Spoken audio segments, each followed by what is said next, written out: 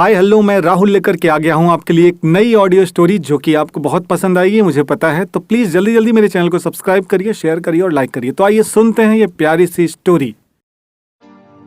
इश्क है तुमसे, इश्क है तुमसे। माय गॉड, 11:30 बज गए, बहुत देर हो गई है। अब मैं घर कैसे जाऊंगी? ये बात निधि कह रही थी। जी हाँ, निधि, जो कि एक बहुत बड़े नामी न्यूज़ कंपनी में एक बहुत बड़ी न्यूज़ रिपोर्टर थी। और अक्सर न्यूज़ रिपोर्टर्स के साथ ऐसा होता ही है कि उन्हें काम करते करते काफ़ी देर हो जाती है। इस बार निधि के साथ भी ऐसा ही हुआ। उसकी गाड़ी भी खराब हो गई, उसे काम करने में देर भी हो गई और वो अब एक हाईवे के किनारे किसी भी एक गाड़ी का वेट कर रही थी कि जिससे वो अपने घर को जा सके। काफ़ी रात हो गई थी। निधि बहुत परेशान थी कि अब मैं क्या करूं। साथ ही उसके मोबाइल में बड़ा प्यारा सा गाना बज रहा था। गाना कौन सा था मालूम है? आते जाते खूबसूरत आवारा सड़कों पे, कभी कभी इत्तेफाक से इतने अनजान लोग मिल जाते हैं। उनमें से कुछ लोग भूल जाते हैं, कुछ याद रह जाते हैं। ये प्यारा सा गाना किशोरदा का चल रहा था। इतने में एक गाड़ी वहां पे आकर खड़ी हुई और पूछा कि क्या हुआ मैडम, कहीं जाना है क्या आपको? हम लोग हैं ना, आपको लेके चलेंगे। उस गाड़ी से कुछ आवाजें ऐसी आईं और निधि को लगा मानो कि कुछ 2-4 शराबी जो है उस गाड़ी में बैठे हुए हैं। निधि को यह देख के बड़ा गुस्सा आया। उसने कड़कती आवाज में बोला, जी नहीं, मुझे कहीं नहीं जाना है और आप लोग शराब पी के गाड़ी चलाते हैं। आपको पता है मैं एक न्यूज़ रिपोर्टर हूं। मैं एक फोटो खींच करके अपने न्यूज़ चैनल में डाल दूंगी तो आप जेल चले जाएंगे। इतना सुनते ही वो गाड़ी अपने आप आगे बढ़ गई। वो लोग डर गए क्योंकि निधि एक न्यूज़ रिपोर्टर है। ये सब दूर खड़ा एक आदमी देख रहा था। वो निधि के पास आकर बोला, मैडम इतनी रात में यहाँ पे खड़ा होना आपके लिए ठीक नहीं है, बिकॉज ये हाईवे है और ये जगह रात में लड़कियों के लिए सेफ नहीं है। निधि ने बोला, जी हाँ, मैं बिल्कुल जानती हूँ एंड मैं एक न्यूज़ रिपोर्टर हूँ। मैं अक्सर ऐसे ही देर से आती जाती हूँ। आज मेरी गाड़ी खराब हो गई है, नहीं तो मैं खुद यहाँ पे रुकना नहीं चाहती थी। यह सुनकर वह आदमी वहाँ से चला गया और उस आदमी के जाने के बाद वहाँ पर दूर दूर तक कोई भी नहीं था। निधि बहुत परेशान हो गई और इंतज़ार करते करते 12 बज गए। वो समझ नहीं पा रही थी कि वह क्या करे। उसने अपने बॉस को भी कांटेक्ट करने की कोशिश की, लेकिन रात काफ़ी हो चुकी थी तो बॉस का भी फ़ोन नहीं उठ पाया। अब निधि सोच रही थी कि वो क्या करे। उधर सड़क के उस पार एक दूर स्ट्रीट लाइट जल रही थी। उसकी रोशनी से ही अंधेरे में निधि को सहारा मिल रहा था। इतने ही देर में एक सफेद रंग की कार वहां पे आके खड़ी हुई। कार की कांच खुली और अंदर एक लगभग 25-26 साल का लड़का बैठा हुआ था, जो कि दिखने में बड़ा हैंडसम सा था और निधि की ओर ही देख रहा था। निधि समझ नहीं पा रही थी कि ये लड़का उसे इतना घूर क्यों रहा है। उसने पूछा, क्या बात है, आप मुझे ऐसे घूर क्यों रहे हैं? तो बड़े प्यार से नीलेश ने जवाब दिया। जी हाँ, उस लड़के का नाम नीलेश था। नीलेश ने बोला, मैम क्या मैं आपकी कुछ मदद कर सकता हूँ? निधि ने पूछा, क्यों, आप मेरी मदद क्यों करना चाहते हैं? नीलेश ने बोला कि रात के 12 बज रहे हैं मैम और आप अकेले इस हाईवे पे खड़ी हैं। मुझे लग रहा है कि आपको मदद की ज़रूरत है, आप कहीं जाना चाहती हैं। Miss Nidhi ji. What, how do you know my name? तुम्हें मेरा नाम कैसे पता? निधि ने तुरंत पूछा। तो नीलेश ने जवाब दिया, मैम आप एक न्यूज़ रिपोर्टर हैं, वो भी मानी जानी। टीवी पे आपको कौन नहीं देखता? तो बहुत कम ऐसे लोग होंगे दिल्ली में जो आपको न पहचानते हों। मैं सही हूं ना? निधि ने थोड़ा सा मुस्कुराकर सर हिलाया। फिर नीलेश ने कहा कि आप मेरे साथ चल सकती हैं, आप मुझ पे भरोसा कर सकती हैं मैम। वैसे भी मैं चांदनी चौक की ओर ही जा रहा हूँ और आपका घर भी चांदनी चौक की ओर ही है।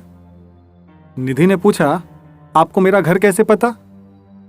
नीलेश ने बड़े प्यार से कहा, मैम मैं वहीं का रहने वाला हूँ एंड मैं आपको फॉलो बहुत करता हूँ बिकॉज आप मुझे बहुत पसंद है मैम। पसंद है का क्या मतलब है? निधि ने अचानक पूछा।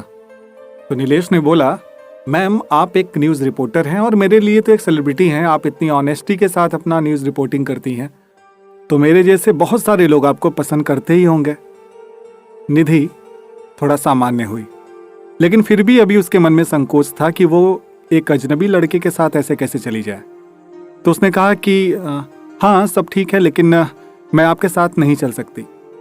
तो नीलेश ने बोला, मैम मैंने बोला ना कि आप मेरे ऊपर भरोसा कर सकती हैं, आप मेरे साथ चल सकती हैं, मेरा घर आपके घर के बगल में ही है, सो प्लीज़, बिकॉज वैसे भी इतनी रात में आपको कोई दूसरी गाड़ी तो मिलेगी नहीं, और वैसे भी ये जगह सेफ नहीं है, तो प्लीज़ आप आ जाइए। निधि ने कुछ सोचा और वो आगे बढ़ गई और कार का गेट खोल के कार के अंदर बैठ गई। निधि के कार में बैठते ही नीलेश ने एक्सीलेटर पे पैर रखा और कार हवा से बातें करने लगी। नीलेश बीच बीच में गाड़ी चलाते हुए निधि की ओर भी देख रहा था। निधि एकदम चुपचाप सीट पे बैठी हुई थी और निधि की नज़र कार के डैशबोर्ड पे रखी हुई एक डायरी पे गई। निधि ने नीलेश से पूछा, ये डायरी कैसी? तो नीलेश ने बताया कि ये मेरी डेली डायरी है, इसमें मैं अपने ज़िंदगी की बातें लिखा करता हूँ। निधि थोड़ा सामान्य होते हुए बोली, ओके, पर्सनल डायरी, अच्छी बात है, लिखनी चाहिए अपनी बातें डायरी में। निधि ने फिर नीलेश से पूछा, तो नीलेश जी और क्या करते हैं आप? तो नीलेश ने बताया कि उसके पापा का बिजनेस है जिसमें वो अपने पापा का हाथ बटाता है। इतना सुनकर निधि एक बार फिर से चुप होकर बैठ गई। कुछ देर बाद नीलेश ने निधि की ओर देखा और बड़े प्यार से बोला, आपको पता है निधि मैम, आज मेरा एक सपना पूरा हो गया। निधि ने बोला, कैसा सपना? तो फिर से नीलेश ने जवाब दिया, मैम एक्चुअली मैं बहुत दिनों से आपसे मिलना चाहता था, लेकिन मुझे पता नहीं था कि आपसे मुलाकात ऐसे होगी मेरी। निधि मुस्कुरा रही थी। नीलेश ने फिर बोला, वैसे if you don't mind ma'am, तो एक बात बोलूं? हाँ बिल्कुल, निधि ने जवाब दिया। नीलेश ने कहा, मैम आप जितनी अच्छी न्यूज़ रिपोर्टर हैं उतनी ही ब्यूटीफुल भी हैं। इतना कह के नीलेश एकदम चुप हो गया। निधि थोड़ा असमंजस में थी कि वो इस बात का क्या जवाब दे, लेकिन थोड़ी देर बाद उसने बस एक थैंक यू से काम चलाया और माहौल को थोड़ा सा नॉर्मल करने के लिए वो कुछ इधर उधर की बातें करने लगी। निधि ने बोला, आजकल समाज में कितनी बुराइयां फैल गई हैं। अभी देखिए ना, आपकी कार से पहले एक गाड़ी आकर के रुकी थी जिसमें कुछ शराबी बैठे हुए थे और वो मुझे अपनी कार में आने के लिए इनवाइट कर रहे थे, लेकिन मैंने भी बोल दिया मैं एक न्यूज़ रिपोर्टर हूँ, ऐसे नहीं चल सकता, कोई मुझे परेशान नहीं कर सकता। नीलेश मुस्कुरा रहा था। निधि ने पूछा, आप मुस्कुरा क्यों रहे हैं? तो नीलेश ने बड़े प्यार से और मुस्कुराते हुए जवाब दिया, आप डरिए मत, आप मेरे साथ सेफ हैं। आप जो मुझे समझाना चाह रही हैं मैं वो समझ रहा हूँ। ये बात सुनकर निधि हंस पड़ी और सॉरी बोलते हुए कहा कि एक्चुअली आपको पता है ना, हम न्यूज़ रिपोर्टर्स हैं, हर बात पे शक करना हमारा अधिकार भी है और हमारी आदत भी है। नीलेश ने सर हिलाया और बोला, हाँ मैं समझ सकता हूँ। और उसने पूछा कि वैसे निधि मैम आपके घर में कौन कौन है? निधि ने बताया कि उसके घर में उसके मम्मी पापा हैं, लेकिन वो दिल्ली में अकेले ही रहती हैं अपने जॉब के सिलसिले में। अकेले मीन्स आपकी शादी नहीं हुई अभी तक? शादी? What do you mean by mister? Sorry, आपका नाम क्या है? निधि ने नीलेश की ओर देख के पूछा। तो नीलेश ने जवाब दिया, my name is Nilesh Singhania. Oh wow, Nilesh, अच्छा नाम है। तो मिस्टर नीलेश, मेरी शादी नहीं हुई है, इनफैक्ट मेरा कोई बॉयफ्रेंड भी नहीं है। ये सुनकर ऐसा लगा मानो नीलेश थोड़ा खुश हो गया। उसने कहा, अच्छा आपका कोई बॉयफ्रेंड नहीं है? इसमें इतना सरप्राइज होने वाली बात क्या है? निधि ने पूछा। तो नीलेश ने बोला, दिल्ली जैसे शहर में और आप इतनी अच्छी न्यूज़ रिपोर्टर हैं, आपका कोई बॉयफ्रेंड नहीं है, ये थोड़ा सा अजीब है ना? निधि ने कहा, इसमें अजीब क्या है, ऐसा होता है, सबकी लाइफ में सब कुछ नहीं होता, आपकी लाइफ में गर्लफ्रेंड तो ज़रूर होगी। नीलेश ने कहा, नहीं है तो नहीं, एक्चुअली 4 साल से किसी को पसंद बहुत ज़्यादा करता हूँ, लेकिन अभी उससे कह नहीं पाया हूँ। अच्छा, 4 सालों से आप किसी को पसंद करते हैं और अभी तक आपने उनसे कुछ बोला ही नहीं? वाह यार, ऐसी स्टोरी तो फिल्मों में ही देखने को मिलती हैं।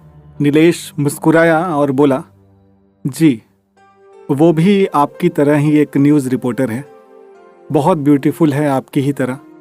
तभी अचानक नीलेश को कार की ब्रेक लगानी पड़ गई क्योंकि अचानक कोई सामने आ गया, और ऐसा करने से नीलेश की डेली डायरी अचानक निधि के ऊपर ही आ गिरी और उसके कुछ पेजेस खुल गए।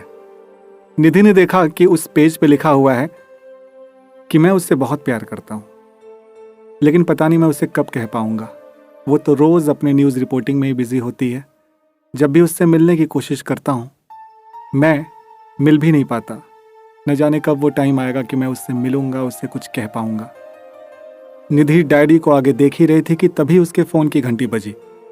दूसरी तरफ से निधि की माँ थी जो पूछ रही थी कि बेटा अभी घर पहुँची कि नहीं। तो निधि ने जवाब दिया कि हाँ माँ, बस मैं पहुँचने ही वाली हूँ। और इन बातों में वो डायरी को आगे पढ़ना भूल गई और डायरी को बंद कर दिया कि तभी नीलेश ने बोला कि मैम, आपसे मिल के बहुत अच्छा लगा, मेरा ड्रीम भी पूरा हो गया। अब आगे का क्या होगा पता नहीं, लेकिन आज आपसे मिल के बड़ा अच्छा लगा। तो निधि ने पूछा, आपने गाड़ी रोक क्यों दी? नीलेश ने बड़े प्यार से मुस्कुराते हुए बोला, मैम, आपका घर आ गया। ओह अच्छा, मुझे तो याद ही नहीं रहा। निधि ने ये बोला और गेट खोलकर उतर गई। जाते जाते निधि ने नीलेश से बोला कि अभी नीलेश ने अपनी गर्लफ्रेंड का नाम निधि को नहीं बताया है, और ये भी बोला कि अब से निधि और नीलेश फ्रेंड्स हैं। नीलेश लगातार बस मुस्कुरा रहा था, वो कुछ बोल नहीं रहा था। निधि ने बोला कि नीलेश जी, नेक्स्ट टाइम जब आपसे मिलूंगी तो आपकी गर्लफ्रेंड का नाम ज़रूर जानना चाहूँगी। ये बोलकर निधि वहाँ से निकल गई। नीलेश अपनी कार लेकर के वहाँ पे खड़ा रहा, और जब तक निधि आंखों से ओझल ना हो गई तब तक वो निधि को ही देखता रहा। और ऐसा करते हुए उसे निधि भी देख रही थी। कहीं न कहीं निधि ये बात समझ रही थी कि कहीं वो न्यूज़ रिपोर्टर मैं ही तो नहीं जिसे नीलेश पसंद करता है। जैसे ही नीलेश वहाँ से निकला, अचानक निधि को याद आया कि उसके हाथ में नीलेश की डायरी तो रह ही गई है। वो परेशान हुई कि अब क्या करूँगी। उसने नीलेश की डायरी को खोला तो देखा कि पहले ही पेज पे नीलेश का नंबर है। निधि अगर चाहती तो नीलेश को तुरंत फ़ोन करके रोक सकती थी, लेकिन न जाने क्यों निधि का मन हो गया कि आज वो एक गलती करे। वैसे तो किसी की पर्सनल डायरी पढ़ना गलत बात है, लेकिन आज निधि का मन था कि वो जाने कि नीलेश की गर्लफ्रेंड यानी वो न्यूज़ रिपोर्टर कौन है, कहीं मैं ही तो नहीं। बिकॉज कहीं न कहीं निधि को नीलेश पसंद आ गया था, और वैसे भी नीलेश इतना हैंडसम और इतना ईमानदार लड़का था कि उसे कोई भी लड़की पसंद कर सकती थी। ये सोचकर निधि मुस्कुराते हुए अपने घर में चली गई। आधी रात तो बीत ही चुकी थी, रात के 1 बज गए थे। निधि को अब नींद कहाँ आ रही थी। वो न चाहते हुए भी अब नीलेश की डायरी पढ़ रही थी। 2-4 पन्ने पढ़ने के बाद ही यह पता चल गया कि वह लड़की कोई और नहीं, खुद निधि ही है। और नीलेश निधि को कितना प्यार करता है वो डायरी पढ़ने से उसे पता चल गया। अब निधि बहुत एक्साइटेड थी। वह सुबह का वेट कर रही थी कि वो जल्दी से नीलेश के पास जाए और उसे यह बताए कि नीलेश तो उसे 4 साल से पसंद करता है, लेकिन निधि ने उसे पहली मुलाकात में ही पसंद कर लिया है। डायरी पे नीलेश का पता भी लिखा हुआ था, इसलिए निधि ने नीलेश को कॉल नहीं किया। उसको सरप्राइज देने के लिए वह उसके घर सीधे चली गई, और घर जा कर के निधि ने नीलेश के घर की घंटी बजाई। दरवाज़ा खुला तो एक लगभग 50 साल की औरत, शायद वो नीलेश की माँ थी, उन्होंने दरवाज़ा खोला। निधि ने आंटी को नमस्ते बोला और बोला कि वो नीलेश की फ्रेंड है। नीलेश की माँ ने निधि को देखा और वह तुरंत पहचान गई। वो बोली, तुम निधि हो ना, वो प्रेस रिपोर्टर? जी आंटी, निधि ने सर हिला करके कहा। और आप नीलेश की माँ है ना? तो नीलेश की माँ ने बोला, हाँ मैं नीलेश की माँ हूँ, और साथ में निधि को अंदर आने के लिए बोला। निधि घर के अंदर गई और वो लगातार आंटी को देख रही थी, क्योंकि आंटी भी नीलेश की तरह ही सुंदर थी। निधि ने आंटी से बोला, आंटी आप बहुत सुंदर हैं। नीलेश की माँ ने थैंक यू बोला और निधि को बैठने के लिए बोला और निधि के लिए कुछ पानी वानी लाने के लिए चली गई। निधि इधर उधर देख रही थी कि नीलेश कहाँ है, वह दिख नहीं रहा है। तभी उसकी नज़र एक फ़ोटो पे गई जो कि नीलेश की फ़ोटो थी। नीलेश फ़ोटो में मुस्कुरा रहा था। निधि ने फ़ोटो को देखा और बोला, अच्छा बच्चू, मुस्कुरा रहे हो? हाँ, 4 साल से जिसे पसंद किया उससे तो कुछ बोला नहीं गया और फ़ोटो में बैठ के मुस्कुरा रहे हो। कोई बात नहीं, तुमने नहीं बोला तो आज मैं बोलूँगी। वैसे भी मैं न्यूज़ रिपोर्टर हूँ, मैं किसी से डरती कहाँ हूँ। वो ऐसा ही मन ही मन कह रही थी कि तभी आंटी आई और निधि को पानी पीने के लिए दिया। तो अचानक निधि ने पूछा, आंटी नीलेश दिखाई नहीं दे रहा है, कहाँ है वो? ऐसा सुनकर आंटी यानी नीलेश की माँ एकदम चुप हो गई। उनके चेहरे पे एक उदासी सी आ गई। ये देखकर निधि बड़ी हैरान सी हो गई कि आंटी क्या हुआ, आप इतनी उदास क्यों हो गई? नीलेश कहाँ है? नीलेश की माँ कुछ बोल नहीं रही थी। निधि ने फिर पूछा, क्या हुआ आंटी, आप कुछ बोल नहीं रही हैं? नीलेश अभी आया नहीं क्या घर पे? तो नीलेश की माँ ने बोला, बेटा वो घर पे कैसे आ सकता है? निधि ने पूछा, क्यों? बेटा शायद तुम्हें पता नहीं है कि एक कार एक्सीडेंट में 20 दिन पहले नीलेश की मौत हो चुकी है। क्या? ऐसा कैसे हो सकता है? निधि एकदम से बोल उठी और उससे इस बात पे विश्वास हो ही नहीं सकता था क्योंकि कल रात वो नीलेश के साथ थी और नीलेश 20 दिन पहले मर चुका है। ऐसा कैसे हो सकता है? निधि ने तुरंत नीलेश की मां से बोला, नहीं आंटी, ऐसा हो ही नहीं सकता, कल नीलेश रात में मेरे साथ था। नीलेश की मां, क्या कह रही हो बेटा, ऐसा कैसे हो सकता है? 20 दिन पहले नीलेश एक कार एक्सीडेंट में जा चुका है।